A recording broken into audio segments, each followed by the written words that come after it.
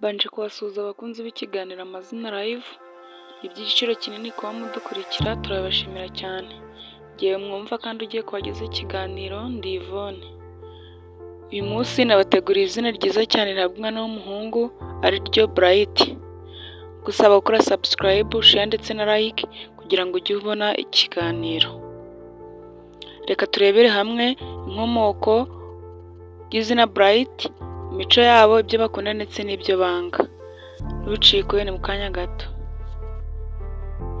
Izina Bright ni izina rikunzwe cyane kandi rigezweho, rikaba rifite inkomoko mu Cyongereza, aho Bright bisobanura umucyo, ukeye cyangwa ufite ubwenge bwinshi.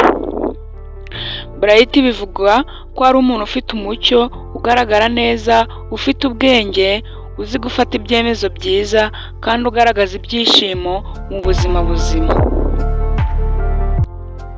Bright bivuga nk'umuntu uhorana urugwiro, uzana urumuri mu bandi, wuzuza abantu ibyiringiro, iteka yishimira ubuzima kandi akunda iterambere.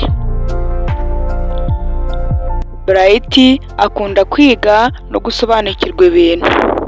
Bright kandi akunda gufasha abandi no kubereka inzira nziza. Bright akunda umucyo, isuku n'ibintu bifite urwego rwo hejuru.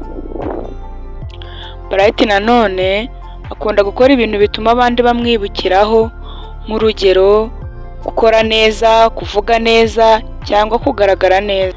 Ibyo Bright yanga. Bright yanga abantu batagira gahunda cyangwa batezuka ku byo biyemeje.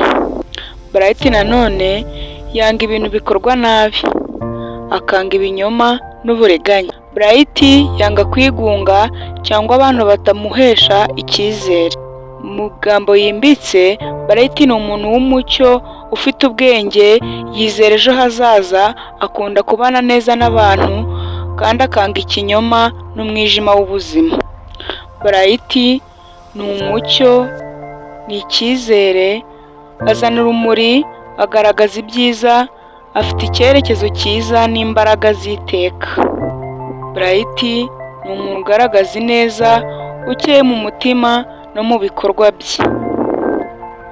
Azana impinduka nziza mu bandi, abereka inzira y'ukuri n'iterambere. Bright agaragaza ubwenge, isuku, ibyishimo n'imbaraga nziza mu bandi. Bright ubusobanuro bwaryo nawe burangiriye. Wibutsa gukora subscribe, share ndetse na comment, like ntiwiyibagirwe kugira ngo ntuzajye ucikwa n'ibi biganiro. Barakoze, ibihe byiza.